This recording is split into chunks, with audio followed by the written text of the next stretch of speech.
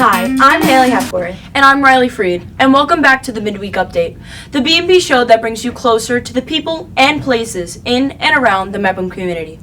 Today, we unearthed the true meaning behind the Park Avenue Community Garden.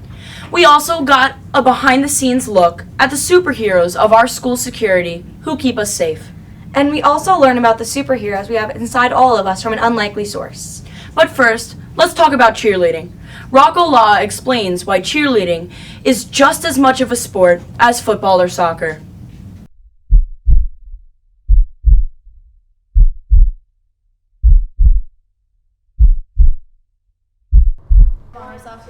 What makes a sport a sport?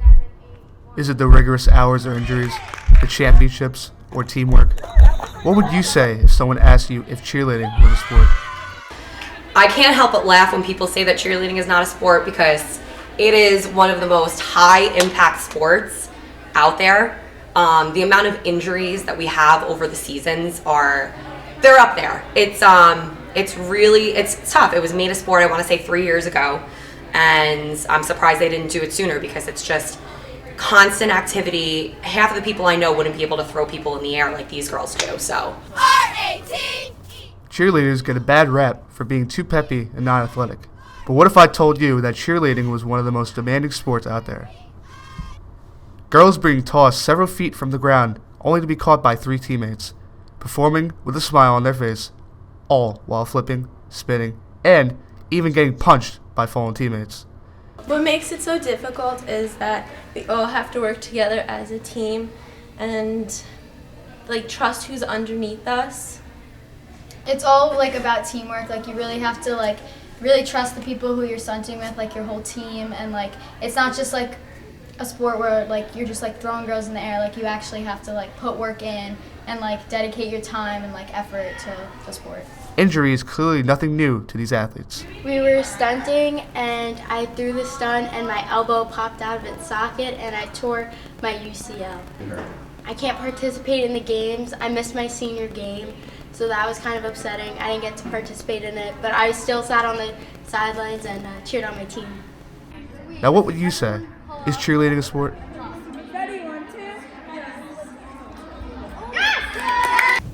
You know, cheerleading may not get the attention that it deserves, but the cheerleaders stick with it and support the other Mepham teams while competing in their own season.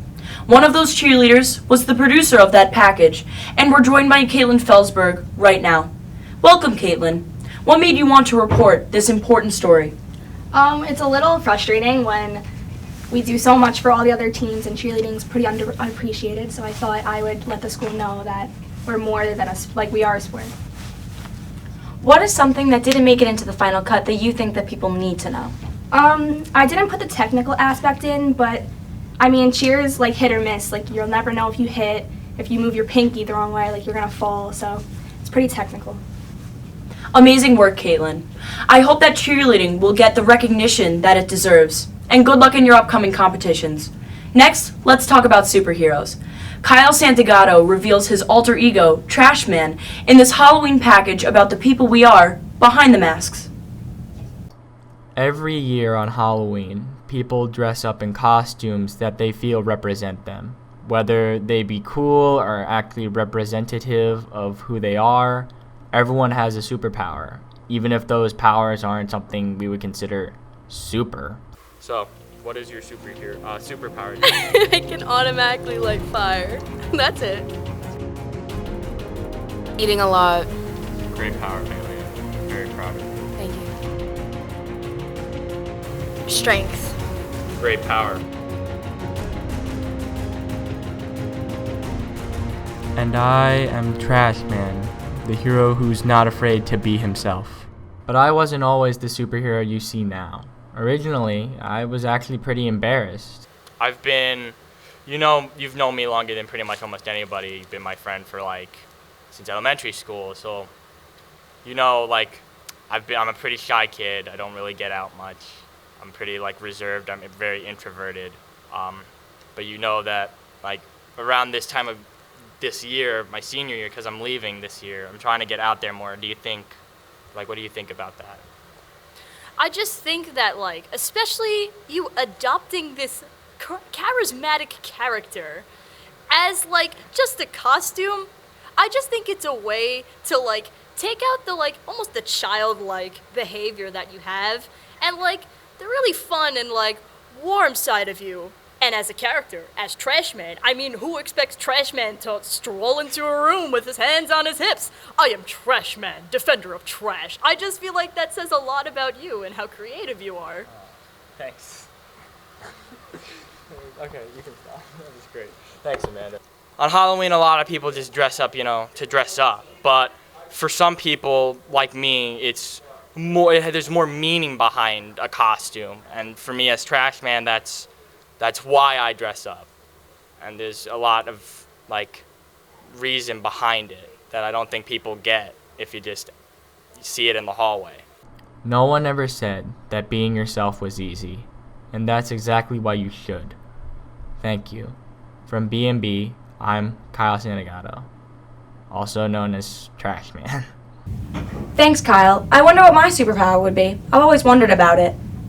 Now, in a new feature on Midweek Update, let's send it over to B&B Sports reporter Tom Mauro for your Midweek Week in Mepham Sports.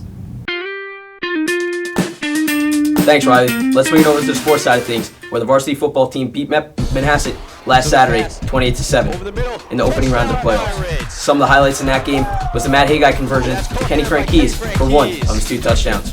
Early in the second half, where a flea flicker hit the turf after a huge gain for the Pirates.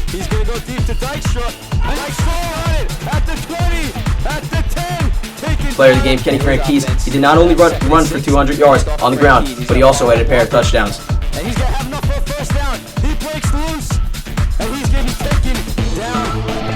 That's in the past, but tomorrow, where we have an old rival battling off at Hofstra, the Pirates take on the Garden City Trojans, and they certainly will need their big player of the game, Kenny Frankies, behind them.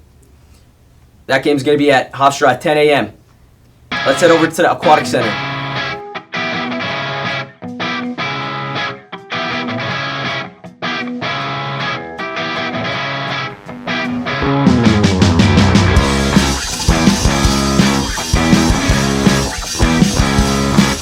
It's a freak show, the best it should go. Your nightmares in a row, which makes you feel low. Things you're afraid of, some mysterious stuff.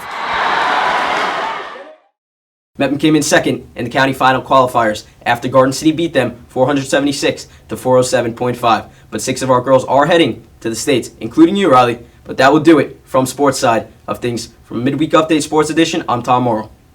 Thank you so much, Tom. We're looking forward to taking home some gold at the state championships. Next, Lorrie DellaCroce takes a look at the lives of the security guards. In Mepham High School, there are many people who help it run properly every day, but the most underrated are the security guards. They work around the clock patrolling the halls, from every ID check to every bathroom pass check. This team of people are the best out there. This is Pat Mancini. What do you do during periods? Like now? During periods, right now, early parts of the day, I usually patrol the second and third. I think we had a problem anyhow. Okay. During the early part of the day, I'm responsible for patrolling the second and third floors, and then I'm at the main entrance for about an hour and a half, checking people in that visit the school. This is Joe Lopano and Jim Levin. Security, his main job is safety of everybody in the building, along with the building itself. Make sure that everything's going well, nobody in the hallways, no problems going outside. There is a security guard at the school's exits at all times. They're regulating who enters the building while keeping eyes on the cameras throughout the school. But patrolling the halls in between periods tend to get a little boring. Yeah, some days, for the most part, this is, the kids here are really good. They're good schools. There's not much going on, Kids do what they have to do. Some days it's quiet. Kind of try to make the day go fast and just keep moving around. There's always usually someone here to come by and talk to. Keep yourself busy one way or another. Okay. Walk around the building, usually at the security desk, checking IDs.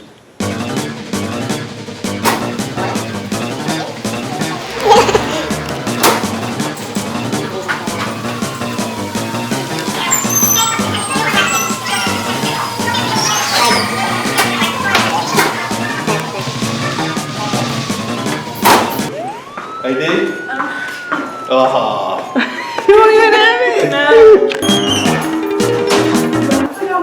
I did. Where'd you forget it? In the end of the day, these guards are able to leave Mepham knowing they did the best they could, and the students are able to leave knowing they're safe in their school every day. Thanks, Lorrie. I've always wondered what the security guards do while we're in class.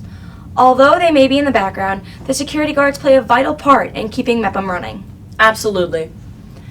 And what else needs protecting? The environment. The Park Avenue Elementary School planted a garden at their school, and Mel Senra has the story on how it was grown into a vital part of the education system. The community garden is a prized possession here at Park Avenue Elementary School and has gone through a lot of changes since its start in 2011. The community garden is important to the children's education here, from composting at lunch to learning about photosynthesis in class. The community garden is important and is always looking to the future. Started in 2011. We broke ground in January. That's when we first had a fence that was very generously funded by the local Lions Club. We've had a lot of support from the Lions Club through the years, as well as the parent community and extended parent community. Grandparents will give donations. So January we broke ground, and we had a bed building day in March of 2011, where the fathers and moms and kids came and literally built the beds that exist now. And then we had a bucket brigade. We'd had organic soil delivered, and so we lined up kids with buckets and filled the beds, and that's where it began.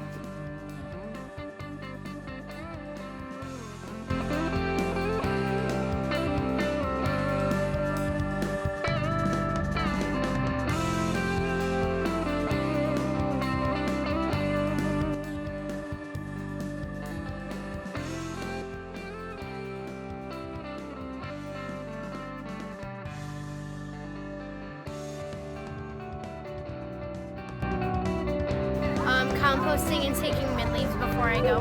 My favorite plant is kale. And my favorite plant is pear.